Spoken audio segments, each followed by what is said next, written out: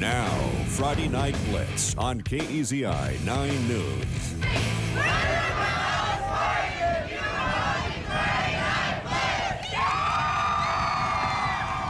Welcome to the Friday Night Blitz. I'm Jake Zivin. He is Erik Elken. Erik, 2 weeks ago, if I told you that the Sheldon South Eugene game is going to feature one undefeated team and one one-loss team, what would you say? Probably, no, definitely. Good for South Eugene. They won one of their first 2 games. Anybody would have said that, right? But shockingly, it is South Eugene, not Sheldon, that entered tonight's game undefeated. Last week, the Irish lost in the regular season for the first time since Halloween night 2008, while South Eugene, with its second win of the season, matched its win total from the past 3 years combined. It's the first night of league play in the Southern Oregon Conference, and everything went back to normal. We start in the first quarter, Sheldon up 2-0. Joseph Kuhn to Taylor Tharp, sheds a tackle, cuts outside, then powers his way into the end zone, puts the Irish up 9-zip. Next possession, Axman quarterback Ray Roundtree trying to get something going for South Eugene, drops back, hesitates a bit, and then gets picked off by Taylor Conlon. Conlon into the end zone and a spike. The big man loves the pick six. Touchdown is good. South Eugene not happy with that spike. 15-0 Irish. The rivalry between Sheldon and South Eugene coming back maybe a little bit tonight. Sheldon not finished. Kuhn, Kellenstrom, not Connor, his little brother. Touchdown. Sheldon rolls big, 49-7. Strong start for Roseburg as well. 2-0 on the year and ranked 8th, playing Crater at home. To the second quarter, Roseburg up 13-zip. Trying to milk some clock here by keeping the ball on the ground most of the game. This River Sigrist going right to get a crucial Indian first down, then Crater trying to mount a charge before half. Ty Fox to Davey McCullum. Breaks free and gains 35 yards on the play, but the Comets would not score before halftime. Roseburg stays undefeated in this one, wins 27-7. Thurston in a showdown with South Medford tonight. South Medford's Craig Contreras flips it out to Mark Winans. Winans takes that wide receiver screen and goes virtually untouched. 70 yards for the score. South Medford up 27-15. Thurston on the comeback trail, however. Brendan Quinn, the quarterback, to Josh Murray.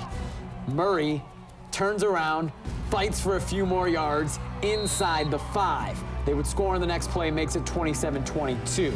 This was a big momentum changer. The snap on the punt over the punter's head into the end zone for a safety. Now it's 27-24 and Thurston gets the ball. Here comes Thurston. The Colts. Quinn keeps it himself. Thurston on top. 31-27 after the touchdown, and not long after, they do it again. Roy Jackson for another score. 38-27 Thurston. Colts get a huge win, 38-35. First night of the Midwestern League, also Marist playing down by the border, taking on Ashland. To the third quarter we go. Here's Matt Hedges missing the catch because of the jarring hit. Fumbling the ball, teammate Sebastian Warren picks up the fumble, runs it just short of the goal line, so on the next play, they tied up. Grizzlies score the touchdown, make it 7-7. Still in the third quarter, Grizzlies make another impressive play. A nice catch there by Carter Glick, and then down the field. Game still tied at 7-7. To the fourth quarter, Ashland still playing strong. Ryan Robitz, kind of like that name, pushes through the line for a touchdown. Grizzlies lead the game 13-7. Later in the fourth quarter, Matt Hedges, heard his name already once before. How about another catch? And then the slow-mo. I like the slow-mo. 21-7, Marist goes down 21-7. Springfield looking to continue their winning ways, playing at Willamette. This game was already over at halftime. In the third quarter, Springfield inside the 10. Taylor Travis, nice scramble, quick hurdle, get into the end zone. Miller's up 36, a wildcat with Travis. Later in the third, after a nice Springfield interception, they have the ball back in Willamette territory. Run the reverse, Braden Haas. Easy run for the touchdown, untouched. Springfield up 40-6.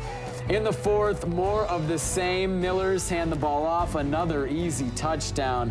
Springfield wins big, 54-6. Churchill seeking its first win, playing down at Eagle Point. Picked things up in the first quarter. Sophomore quarterback Justin Kearney goes deep to junior Perez and tackled just inside the 5 at the 2. They'd score on the next play.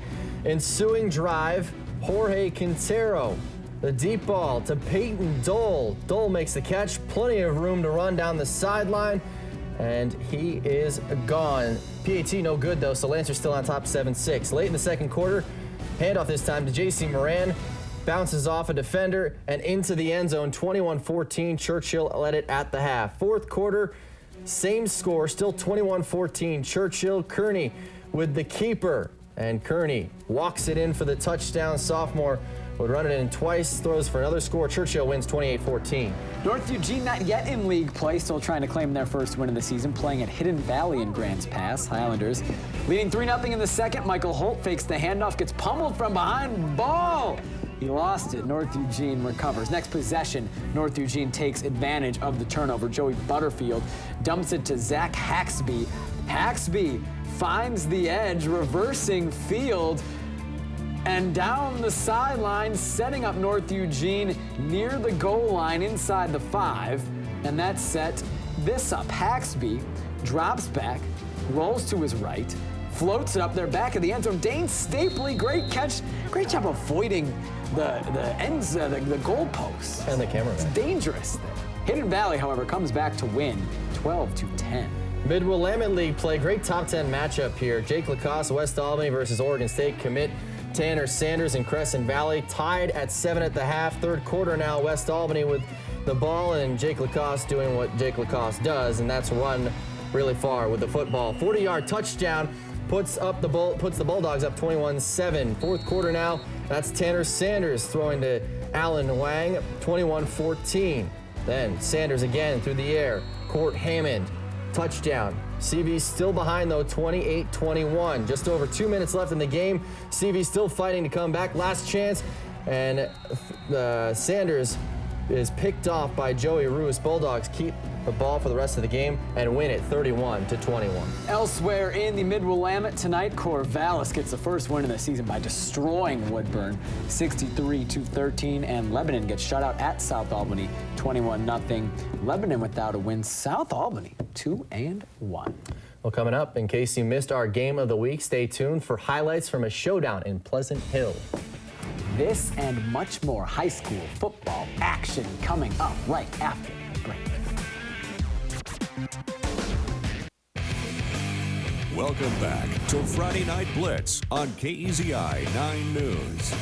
After playing and beating the Tigers of Yamhill Carlton last week, the Junction City Tigers faced yet another Tiger football squad. Tonight, they hosted the Taft Tigers. Oh my! Side note, there are way too many Tigers at the 4A level. Where are the Lions and Bears? And Dorothy and Toto.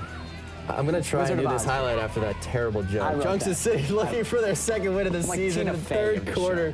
Taft's Pete Lati looks to throw the ball and then runs it in for the touchdown instead. 29-6 Junction City on top. Fourth quarter, still trying to do this highlight.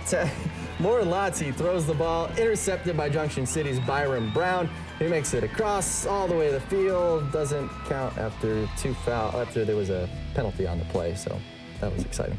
Later, Taft's Lati throws the ball again, but Taft fumbles this time, and it's recovered by Junction City. That ends the game. Oh my, and the final score is 29-6. I'm not a comedian. Unfortunate for our producer, Joe Hathaway's Taft Tigers. He is an alum of Taft.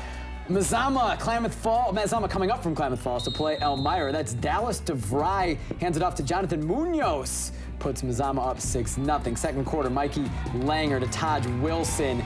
Gets him back for Elmira, ties the game at 6, still in the second quarter. Again, Langer going to hand it off to Wilson, the workhorse in this game.